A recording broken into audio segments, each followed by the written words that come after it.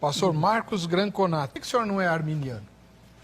Eu não sou arminiano porque eu tenho uma Bíblia em casa.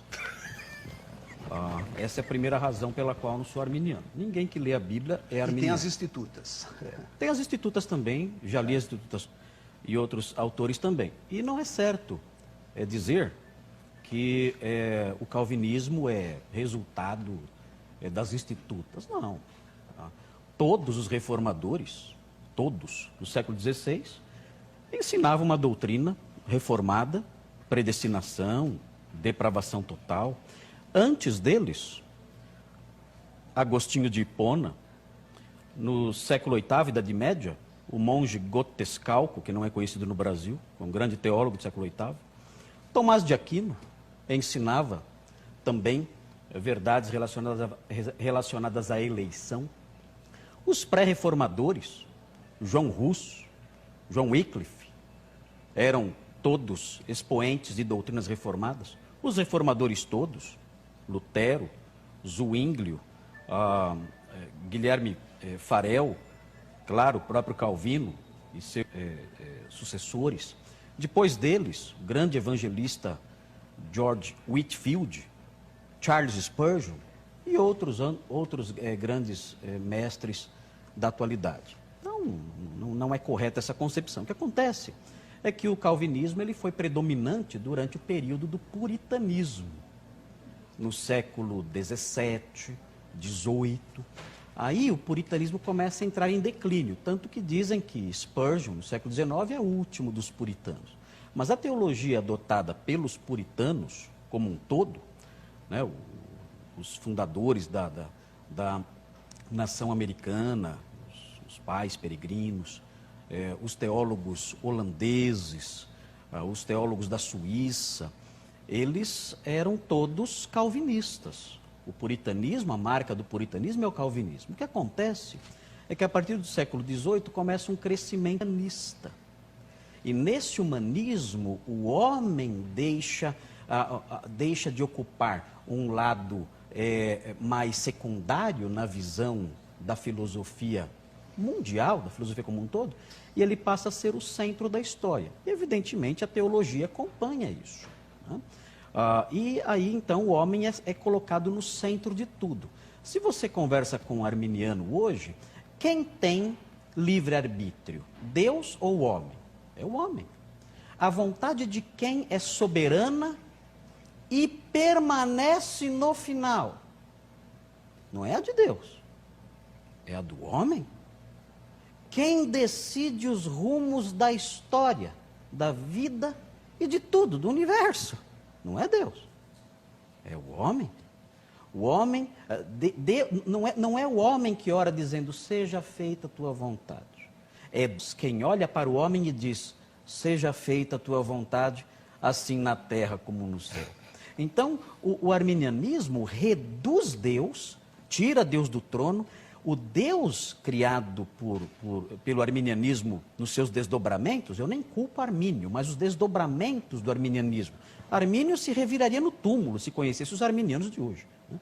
Mas o Deus criado pelos arminianos ao longo da história, nos desdobramentos todos aí dessa teologia equivocada, esse Deus não é mais o Senhor dos exércitos. Ele não é mais o rei soberano da história, que diz, que decreta, e os seus decretos funcionam e ele faz valer e a sua vontade prevalece. Não, de forma alguma. Por quê?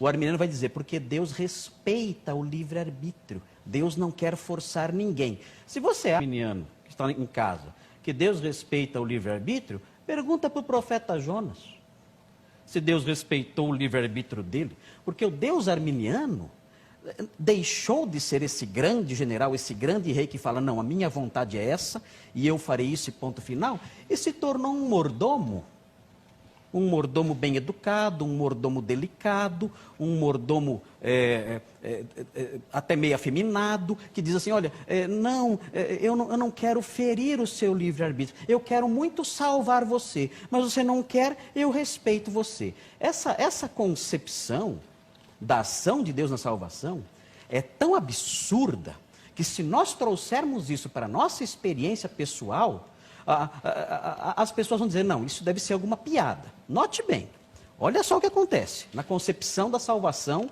de acordo com os arminianos. Eu sei que alguém está para se matar. E eu digo para a pessoa, olha, não tome esse veneno. Eu tenho forças para tirar o veneno da mão dela, para impedir que ela se mate. Ela fala, não, mas eu quero tomar esse veneno. Aí, então, eu digo, olha, então, por respeito a você, eu não vou interferir. Eu quero muito te salvar, mas eu respeito a sua vontade. Você vai fazer o quê? Você quer tomar o veneno, você toma. A pessoa toma o veneno e morre eternamente. Agora, note bem, se eu trouxer isso para a experiência presente, e eu disser para você, Heber, que uma pessoa queria tomar veneno, e eu não impedi, podendo impedir, eu não impedi por respeito, o que você vai dizer de mim? Isso é crime. Você vai falar, pastor Marcos, você é louco. Eu falo, não, eu sou um homem justo, bom e respeitoso. Eu respeitei a vontade dele. Mas, pastor Marcos, ele não tinha a visão correta. Pastor Marcos, esse homem estava tomando uma decisão trágica. Você podia impedir. Não, mas eu tenho que respeitar o livre-arbítrio dele.